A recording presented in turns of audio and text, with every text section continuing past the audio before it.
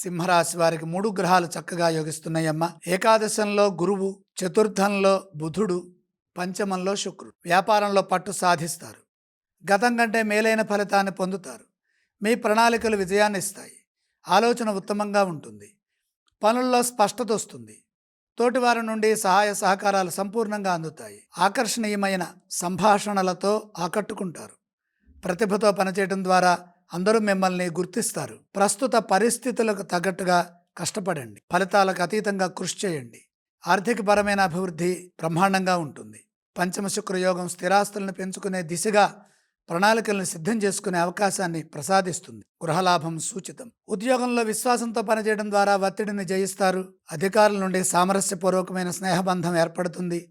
ప్రస్తుతంలో ఉద్యోగంలో నూతన ప్రయత్నాలు ఏవీ చేయకుండా ఉన్నదాన్ని జాగ్రత్తగా కాపాడుకుంటూ ఏకాగ్రతతో పనిచేస్తూ మిత్రభావంతో పనులు చక్కబెట్టండి.